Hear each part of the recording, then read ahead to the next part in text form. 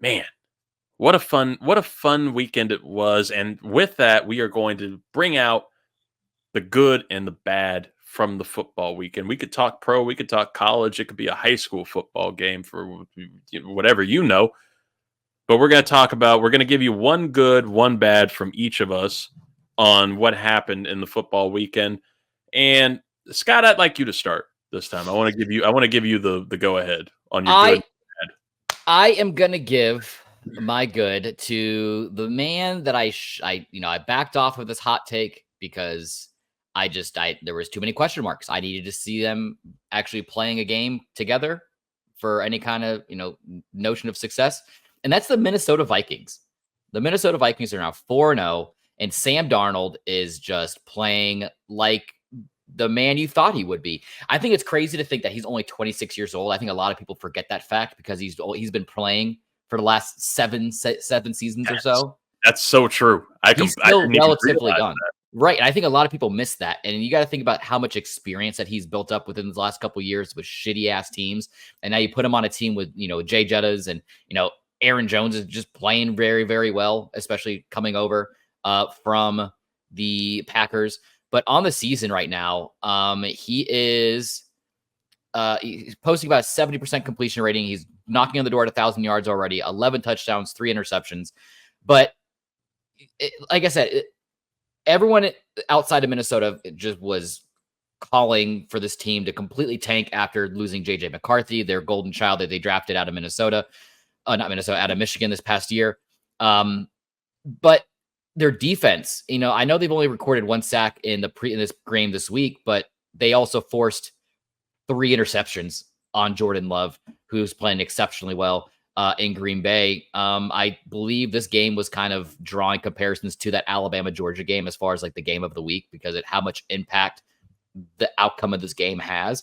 But I am excited for what's going on in Minnesota. I'm going to keep a close eye on Sam Darnold and company and hope that they actually are able to edge it out and make a push in the playoffs. I actually missed that Alabama-Georgia game. As a shameful sports media person. I missed Alabama, Georgia, but I had a good time. I was at a festival in Fredericksburg, a concert festival. Ooh, Strange Fest. Shout out to Strange Way Brewing. Well, you know what, Reid? Provided a better time than Alabama, Georgia. Well, you know what, and this is why I always tell people if there's any great, like really marquee games going on Saturdays and Sundays during the fall, like you just need to open up your schedule. But even though you didn't watch it, you'll learn plenty about what happened and players to know from that game on this week's installment of College Shave Day. How about that? That's my promise to you, Reid. Look at that promo. We're professionals. That's your good. I like that. I'm happy for Sam. I'm with you. I'm happy for Sam Darnold, old Emmett Brakowski from the Lego Movie. He's Brakowski. He's doing great. It's a really great story. We did predict. He was the easy nod for the Geno Smith of the year for that like most improved player of the season. But yeah, it does really speak to not only getting to escape the New York Jets, but just what happens.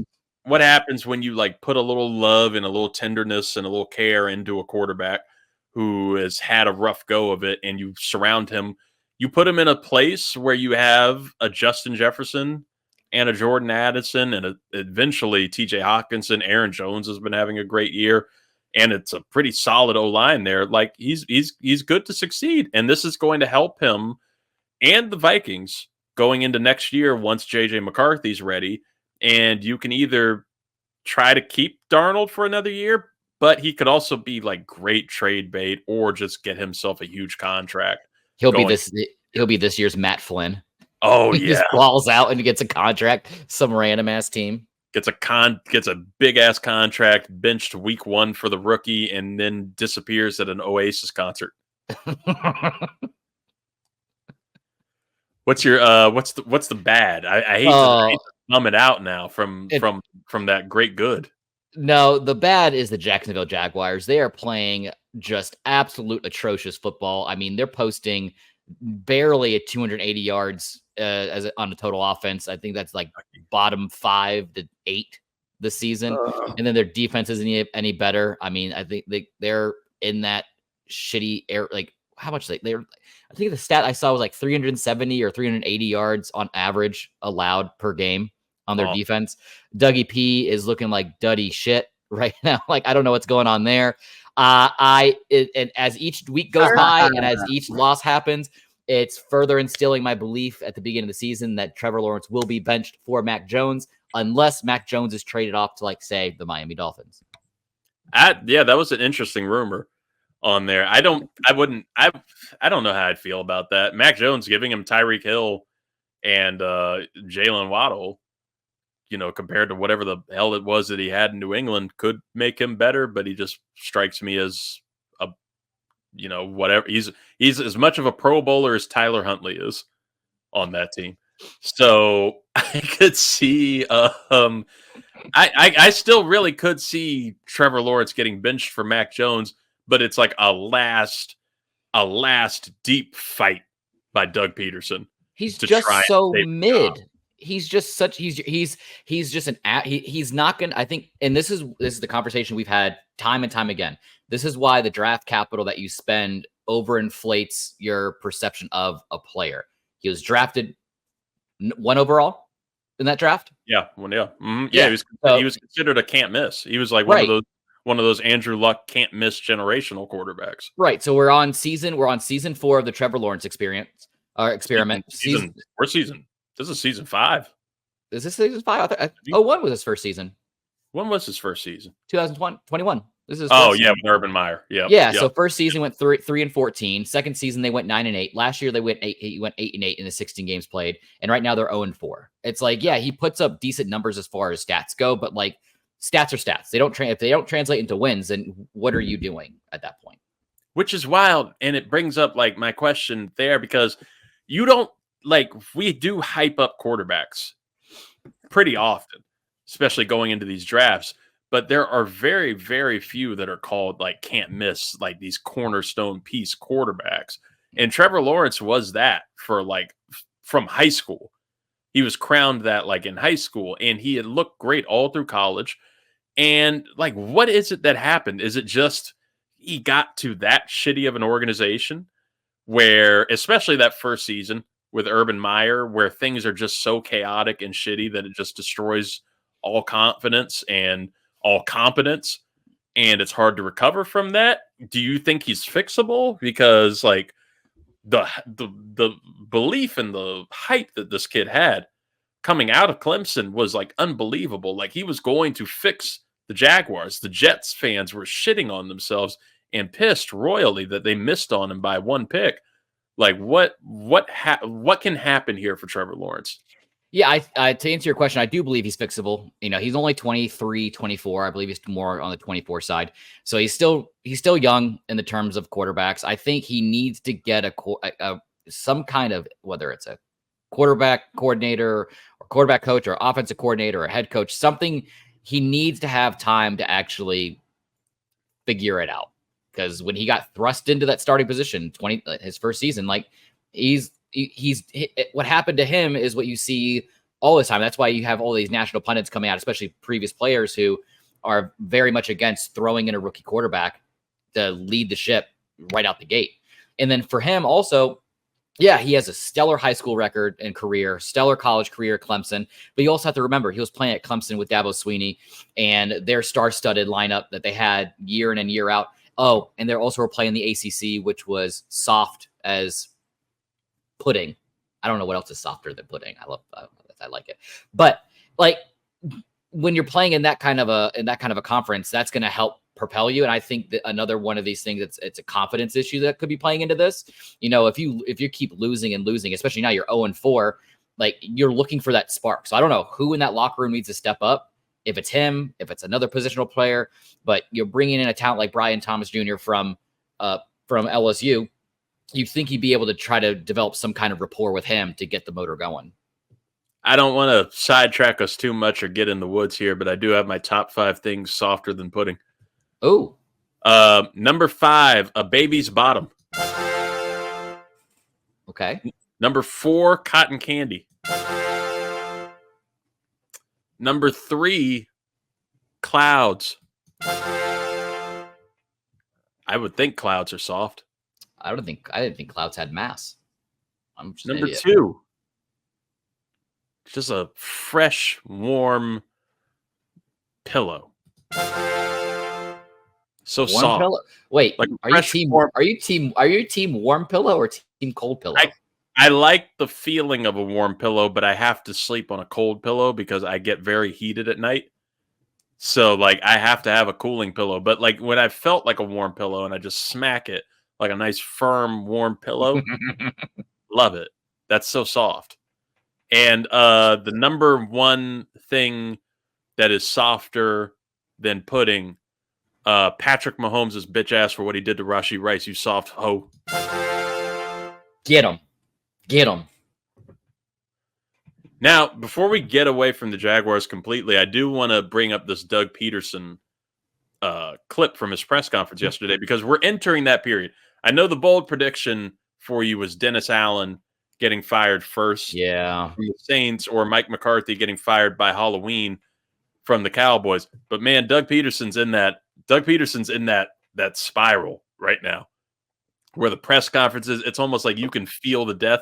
You know how like the kid in The Shining could see like flies around people that were about to die? We're seeing the flies around Doug Peterson when you start flailing and throwing the kitty litter around press conferences when they ask you about your job security and you start blaming the players a little bit. Is there any chance you take the headset over just to change this thing up?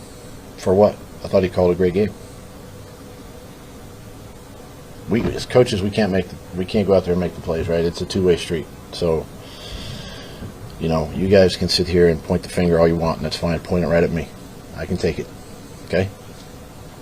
I can take it. So, whatever you want to ask me, say, whatever, write, go ahead. You did tell us at your introductory news conference a couple of years ago, if it's not working, if it's not in rhythm, whether it's your plays or not, that you hand off the play calling. I mean, is it just one of those, maybe it's just a voice, a confidence? You guys were cooking when you were doing it, it looked like in 22. Yeah, sure. Okay, I'll take it into consideration. Okay, anybody else? Thanks, Coach. Thanks, That reminded me, that was like a more like pathetic, like Mike Gundy. Yeah. I'm a man. I'm 40. Come after me. I'm a man. I'm 40. Like you expect that, like that was a great clip. That guy, he was just trying to not throw somebody under the bus. Right. Yeah, Dougie P's on his way out, man. He knows it. He knows it. Yeah, he's gonna be the offensive coordinator somewhere next year. Philly? Ooh. Yeah, that'd be awkward. Ooh. That was a great. It's like going back to your ex, man. Never do that. Never do that. No. Great, good, bad, which is great when you want a bad. By Scott Ellia there. I'm gonna try to compete here. Man, start with your bad. Save the good for last. Okay, I can do that. Let's end this segment on a good note. Let's eat the proverbial vegetables first before we get to the chicken. I had lots of meatloaf in my case. Hey, how does I say? Hey, wait a minute. I said chicken. I didn't say fried chicken. No, I can't do the pause. Oh, there it is. Now go. That's a racist pause. Pause for the facts. My bad. I had lots of options, honestly. I thought about the Rashee Rice injury and just the injuries altogether with the Chiefs. But we already went into that a little bit.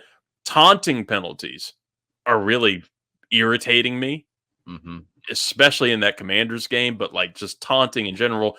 When the Giants owner is the one leading the call on needing to get taunting, under control in the NFL, that just means your team sucks, bro. Like let the Chiefs be the ones to throw out taunting needing to be in control. Of course, people are going to taunt the Giants. They suck ass. So I don't care about that. I also had Kyle Pitts and just the terrible, not only terrible fantasy performance he's had.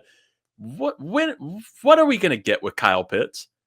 What are we going to get with him? I've basically found his equal, his player comp he is the new Sammy Watkins. of just this dude with incredible potential who will like spark something like once a season and you'll never see it again. But that's not my bad. That's not the bad. That should be your bad. He has 15 targets on the season with 8 receptions for 100 yards. No, the bad is the New York Jets. We brought them up earlier, and the Jets losing to the Denver Broncos. First off, the Jets should have beat the Broncos. I know the Broncos are like decent. They're like a midish, like a below midish team. But to lose to the Broncos 10-9, man, when you should have probably won by 14, is just insane and asinine. And Aaron Rodgers had a wildly weird game. But where my issue comes is with the coach that I really...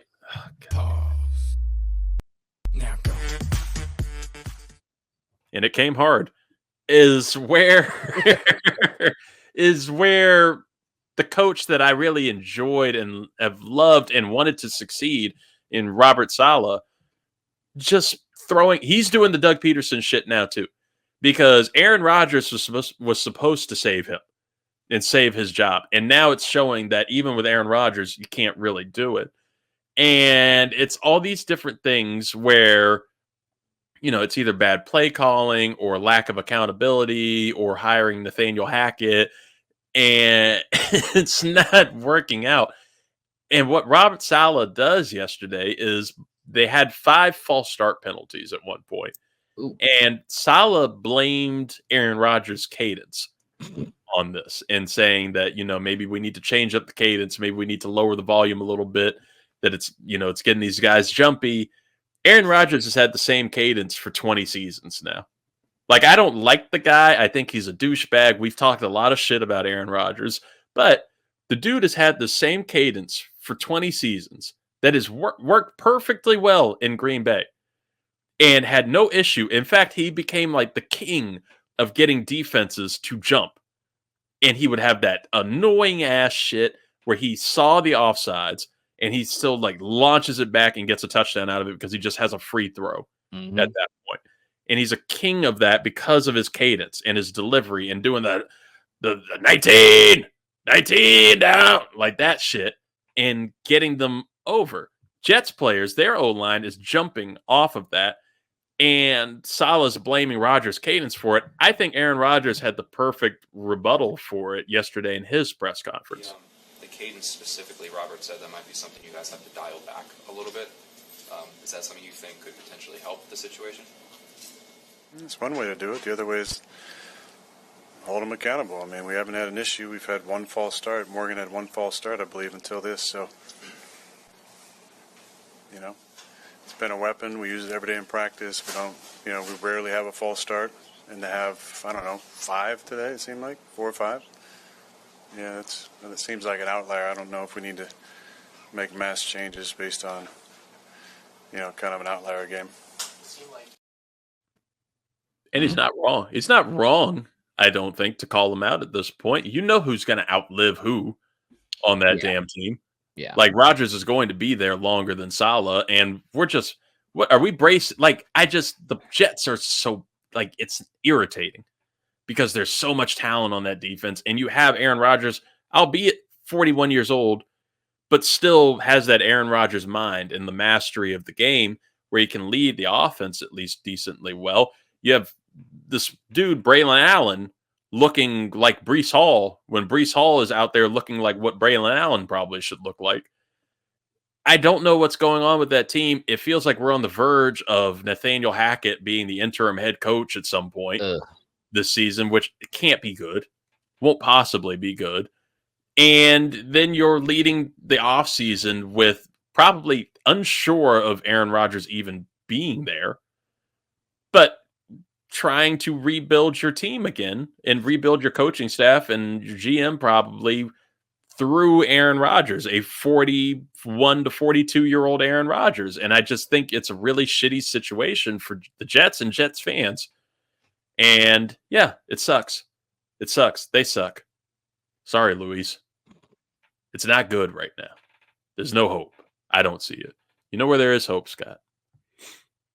It's in my good. The good. The good, baby. The good, and you know who the good is. The good are the fucking Commanders. Yes. It's not just the Commanders giving me hope, because I could have gone with Georgia, Colorado, or Georgia and Alabama. I meant Colorado and their win over UCF too, which is all something. I know, yeah, because I got Travis Hunter takes for you on Saturday's edition of College Shame Day. I got plenty of takes there. Yeah, He's back on the Heisman watch. We'll talk about it Saturday. But I want to talk about not just the Commanders bringing back a spark and a light and a hope to DC and DC sports fandom that hasn't been there since 2012 and actually feels real and sustainable with a little bit of timidness.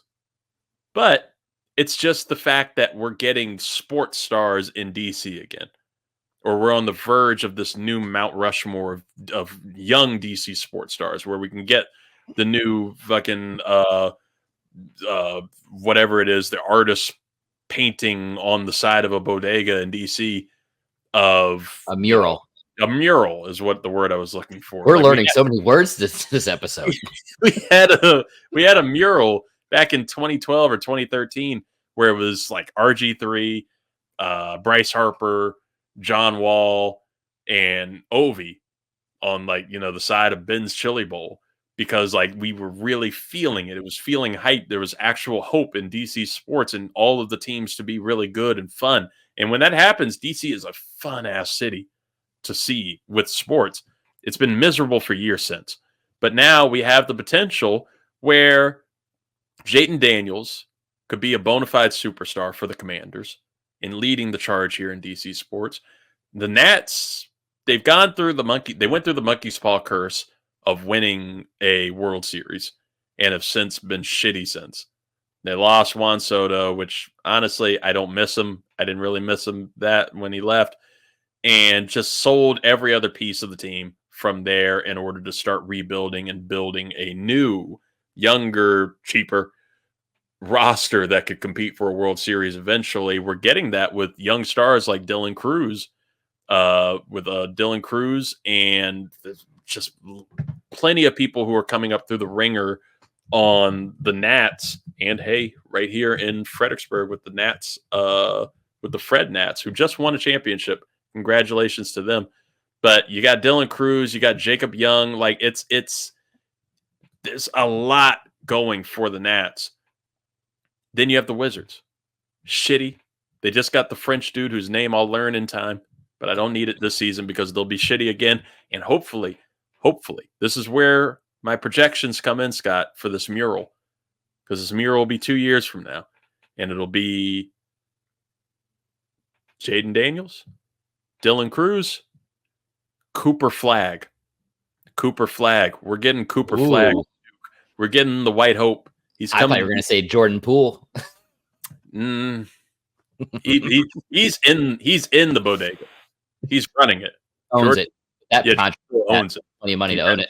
Congrats to him. And then, of course, on hockey, it'll be the same in 40 years. Alexander Ovechkin, Ovi will just be there. Ovi will be here for 4 years. But I will say this, and somebody will say, "What about the women's teams? What about the Mystics?" I want to say this right now, as respectfully as I possibly can, because I love the WNBA. I've been loving it this season. Shout out to Caitlin Clark. She's been killing it. But shout out to somebody else who DC could have had, as I respectfully say, fuck the Mystics. Because the Mystics, I know who they drafted a good player, but you know who we passed up on? Who was right there? Angel fucking Reese. We passed up on Angel Reese. We could have had that star already. She already would have been there. She's from LSU. She's from Maryland. She's from Maryland. She played at LSU. She was there at the same time as Jayden Daniels. We could have had so much synergy. It would have lifted the Mystics up.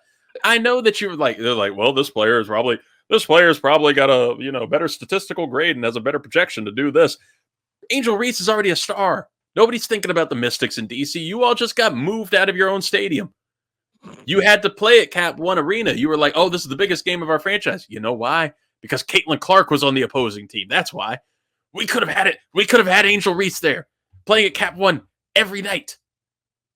But no, they want to suck. So the Mystics, you go over there. You go to the 7-Eleven. You don't get to be on the bodega. You go over there with DC United, who got rid of our boy Yao. Shout out to Christian Yao. Yao. I don't know where he went.